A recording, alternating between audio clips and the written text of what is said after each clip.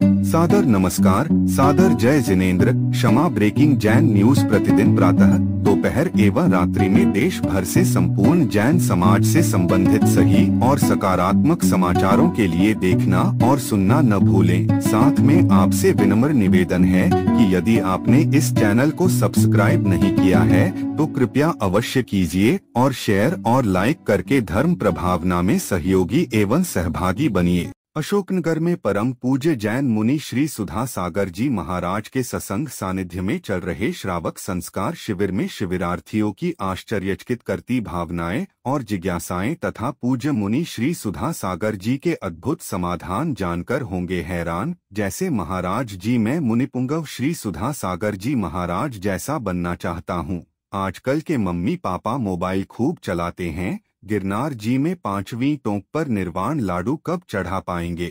गृहस्थ जीवन में 5-6 बार भोजन करता था, फिर भी पेट नहीं भरता था, लेकिन जब से आया शिविर में न भोजन न पानी का भाव आता है। लीजिए सुनिए यह अद्भुत जिज्ञासाएं, भावनाएं और पूज्य मुनि श्री के अद्भुत समाधान। महाराज जी के चरणों में नमोस्तु, महाराज जी के चरणों में इच्छामी।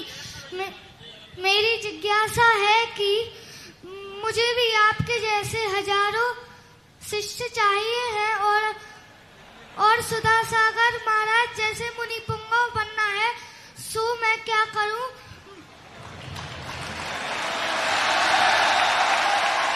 पूरी जिज्ञासा बोलो।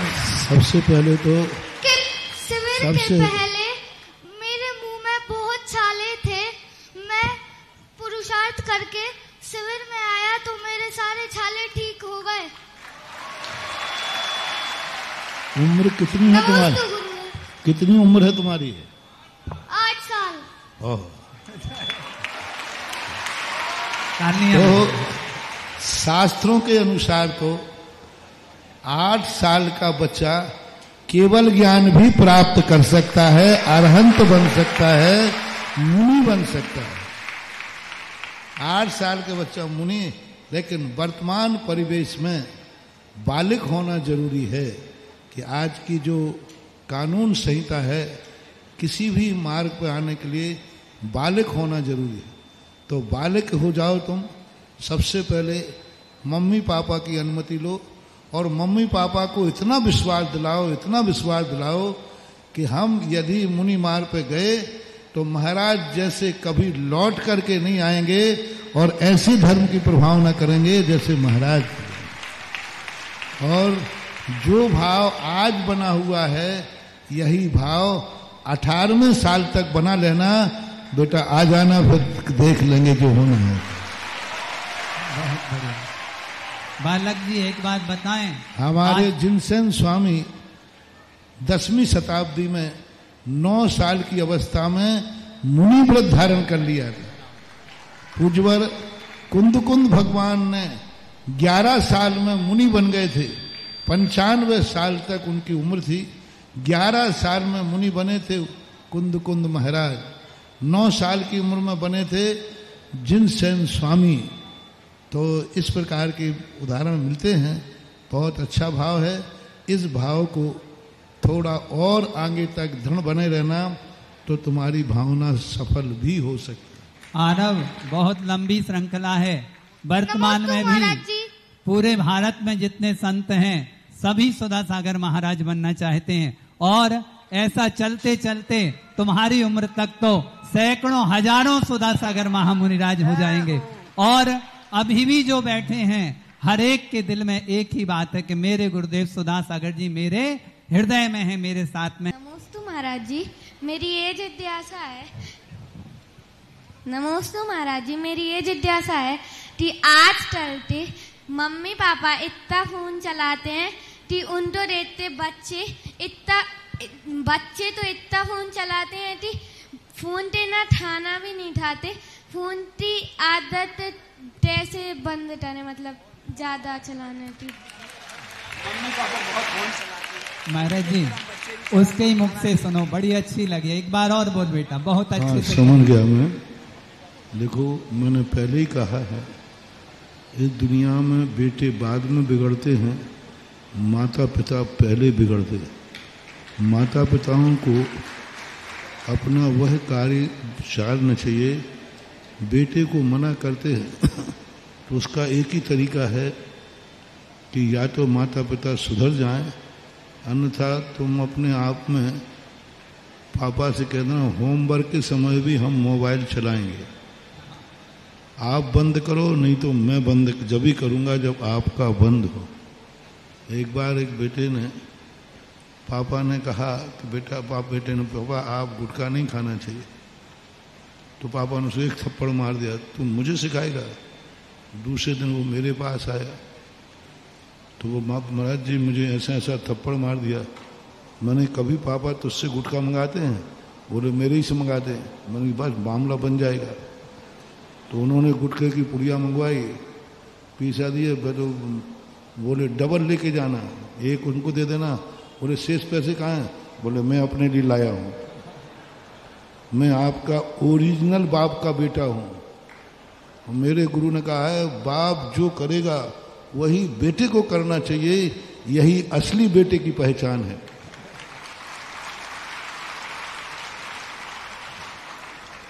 और मैंने तो नियम ले लिया कि जो जो पापा करेंगे वो मैं करूँ। आप खाते तो मैं भी खाऊंगा। उसी दिन पापा खुद नारियल लेके आए, बोले महाराज जी आज मैं भी अपना त्याग कराता हूँ, इस बेटे का भी आप त्याग कराओ। तो कई बार ऐसा भी होता है। नेमिनाथ भगवान की मोक्ष स्थली गिरनार पर्वत पर इस वर्ष पहली बार निर्माण लाडू पर लगभग 20-25 हजार जैन श्रद्धालु पहुंचे थे, जिनमें मैं भी शामिल था। वहाँ पुलिस प्रशासन हमारी ऐसे चेकिंग कर रहा था जैसे हम अपराधी आ गए हो और कोई निर्माण लाडू चढ़ाने नहीं, गोले का बारूद का गोला चढ़ाने आए हो। हमारी चावल वगैरह सभी पूजन सामग्रियाँ छीन ली गई। गुरुदेव हम कब अपनी 5वीं टोक पर लाडू चढ़ा पाएंगे और किस प्रकार चढ़ा पाएंगे? भारत की जैन संस्थाओं को क्या इसके लिए आपको 5वीं टोक पर लाडू चढ़ाने के लिए गिरनार में जाने की अपेक्षा दिल्ली में जाकर के धरना दीजिए। चुनाव के समय इस बात को उठाइए, पूरी समाज एक हो जाइए कि हमें गिरनार पर लाडू चढ़ाने नहीं मिलेगा तो पूरे भारत की जैन समाज वोट का बहिष्कार करती है, वोट नहीं देगी।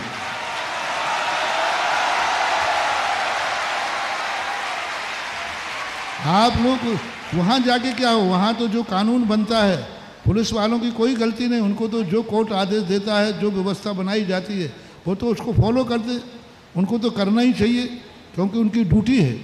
लेकिन जिन्होंने वहाँ से आदेश पारित किया है वो आप विधानसभा में उठाएं, लोकसभा में उठाएं, चुनाव के समय उठाएं, सारे भारत के लोग मिलकर के एक एजेंडा जारी करें और एक रैली जो गिरनार के लिए गई थी वहाँ लाडू चढ़ाने की मांग के लिए, वही मार्च दिल्ली के लिए कर दिया जाए और दिल्ली में जब तक वहाँ से न हटें जब तक हमें निर्माण लाडू चढ़ाने की अनुमति न मिले। क्योंकि निर्माण लाडू चढ़ाने के निषेध के लिए कोई कानून नहीं बना है, कोई सुप्रीम कोर्ट का निर्णय नहीं हुआ है, मात्र वहाँ व्यवस्था बिगड़ न जाए इससे निर्माण लाडू को रोका गया है, सामंजस्य करके बैठ करके रोका गया है। कोई कानून नहीं बन गया है कि जैनी लोग 5वीं टोक पर निर्माण लाडू नहीं चढ़ाएंगे, ये कोई कानून नहीं है, ना ये कोई सुप्रीम कोर्ट का निर्णय है। ये तो बैठ करके कुछ लोगों ने व्यवस्था बना दी जिससे लड़ाई झगड़े ना हो। और हमें कानून चाहिए है तो हमें कानून की तरीके से जाना पड़ेगा और सबसे सरकार से सहमति चाहिए है। तो चुनाव के समय जिस समय सरकारें सामने आती हैं उस समय हमारे लिए इस प्रसंग को उठाना चाहिए और जो पार्टी हमें निर्माण लाडू चढ़ाने का अनुमति देगी हमारी जैन समाज सारी उसी के साथ होगी। ये एजेंडा लेकर के आप चलिए तो आपको मिलेंगे। आप थोड़ी सी बात में लेकर के निर्माण लाडू के लिए, अरे कोई दूसरा व्यक्ति होता तो वहाँ पर जाकर कितनी बड़ी स्थिति बन जाती, आज सारे भारत में अराजकता की स्थिति बन जाती। लेकिन ये स्थितियों पर हमारा संगठन कमज़ोर है, हमारी एकता कमज़ोर है, हमारी सारी आवाज़ें अलग अलग उठती हैं, एक रूप में नहीं उठती। इसका ये परिणाम। आज से 6 बार तक भोजन हो जाता था और फिर भी तृष्णा पूर्ण नहीं होती थी। लेकिन जब से शिविर में आया हूँ ना तो भोजन का कुछ मन में भाव आता है ना पानी का कुछ मन में भाव आता है। तो ऐसा क्या विज्ञान है गुरुदेव और दिन भर ऐसी पॉजिटिव एनर्जी का संचार मेरे शरीर में ऐसा होता रहता है, तो कृपया शंका का समाधान करें। नमोस्तु। बहुत बड़ी बात होती है जब एक संकल्प शक्ति हो जाती है। एक हमारे यहाँ संकल्प शक्ति होती है और संकल्प शक्ति के पहले होती इच्छा शक्ति। इच्छा शक्ति तुम्हारी हुई कि मैं 10 दिन गुरु के सानिध्य में रहूं। फिर इच्छा शक्ति के साथ मैंने संकल्प शक्ति तुम्हें दी कि तुम ऐसा संकल्प करो, और संकल्प शक्ति जब दृढ़ हो जाती है तो फल शक्ति आती है। उस फल शक्ति का परिणाम है कि तुम लोगों को ना प्यास लग रही ना भूख लग रही। और दूसरा कारण है, वह जो तुम भोजन करते थे उसमें ममत्व रहता था, राग रहता था, ममकार रहता था। और यह भोजन जो तुम कर रहे हो भिक्षाचर्या से, बनाने वाला व्यक्ति धर्म भावना से दे रहा है, कल्याण भावना से दे रहा है, अपने जीवन को धन्य मान के दे रहा है। वह तुम्हारे भोजन को सुबह से लेकर शाम तक धर्म की भावना उसमें इतना पुट भर रहा है कि हमारा भोजन शिवरात्रि को 24 घंटे धर्म में बनाए। इस भिक्षाचर्या में इतनी बड़ी ताकत है, इतनी बड़ी ताकत है कि यदि तुम्हारी अंजलि में, तुम्हारी थाली में उड़द के छिलके पड़स दिए जाएं तो वो भी सटरस भोजन का काम करते हैं। इस भिक्षाचर्या में इतनी ताकत है कि नीरस भोजन भी सरसता को प्राप्त हो जाता है। तो ये जो भिक्षाचर्या से आपका जो आहार ले रहे हैं और आपके ऊपर है, वो तो भिक्षाचर्या करा रहा है। आपको आनंद, जैसे कल हमने कहा था कि आपको महसूस हो कि मैंने कितने भाग, आज ये श्रावक के घर मुझे इतने भक्ति भाव से शुद्ध भोजन करा रहा है, जो साधु संतों के लिए ओहो मेरे कितने भाग्य हैं कि मैं मुनि बन सकूं या नहीं बन सकूं, लेकिन इस 10 लाख क्षण पर मैं श्रावक अवस्था में भी मैंने भिक्षा का भोजन ग्रहण कर लिया। ऐसा यदि आप अवभाग्य मान करके, धन्य मान करके, जो आपके जीवन में एक प्रकार के कहना चाहिए मेडिटेशन हो रहा है, जो आपका मन विशुद्ध हो रहा है, वही विशुद्धि आपको इस दशा में पहुंचाई जा रही है। न आपको पानी की खबर है और न आहार की खबर है। और यही विशुद्धि रही तो एक दिन ऐसे भी शिवरार्थी हैं जो आपके जैसे बताने वाले थे और वो आज उपवास कर रहे हैं, तो भी उनको खबर नहीं है कि मैंने कैसे कर लिया। तो ये वातावरण का प्रभाव पड़ता है, सबसे बड़ी संकल्प शक्ति। दूसरी बात, आप कोई कपड़े, कोई साधारण कपड़े नहीं पहने हैं। ये वो कपड़े हैं जो साल भर में तुम्हारे अलावा कोई दूसरा पहन ही नहीं सकता। ये कपड़े भी मंत्रित हैं, ये कपड़े भी मंत्रित हैं। संकल्प शक्ति इन कपड़ों में है। कपड़ा खरीदते समय संकल्प होता है कि यह वस्त्र शिवरात्रि के अलावा और कोई दूसरा नहीं पहनेगा। ये कपड़ों में संकल्प है, इसमें संकल्प शक्ति है। आपके अंदर शिविर जो है, ये शिविर संकल्प शक्ति का ही प्रतीक है।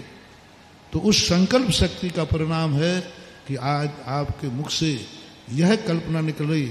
आप डॉक्टर भी हैं ना, आप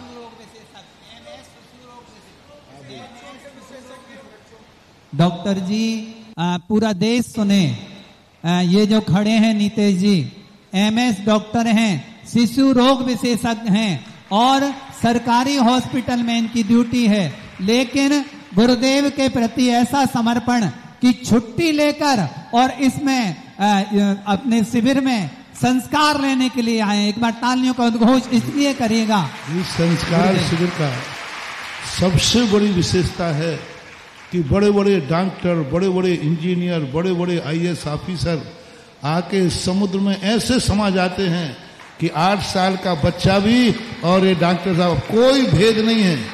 जैसे नदी सागर में मिल जाने के बाद न गंगा है न जमुना है, सब इसी प्रकार इस शिविर में बहुत बड़े बड़े लोग, डॉक्टर, प्रोफेसर, ऐसे वो लोग शिविर में बैठे हैं। पहले भी बैठ चुके, बहुत अच्छा। ये संकल्प शक्ति, इसलिए मैं सब तरफ से संकल्प शक्ति पर मेरा बहुत बड़ा विश्वास है। और आज सारा का सारा जो धर्म टिका हुआ है, मेरा मुनिव्रत भी टिका हुआ है, संकल्प शक्ति पर टिका हुआ है। और वही संकल्प शक्ति का ये अतिशय है। बहुत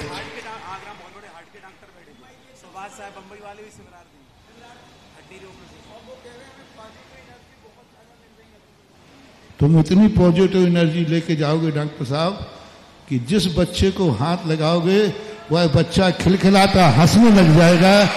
टेंशन करना। मैंने कई डॉक्टर यहाँ आने के बाद हमें बताते हैं कि हमारा एक्सपीरियंस क्या हुआ।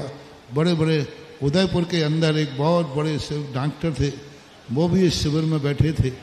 IAS ऑफिसर जो DIG होते हैं, DIG पद पर रह करके भी 10 दिन की उन्होंने पुलिस विभाग से छुट्टी लेकर इस शिविर में रह करके जो उन्होंने पाया, उनके अनुभव हैं।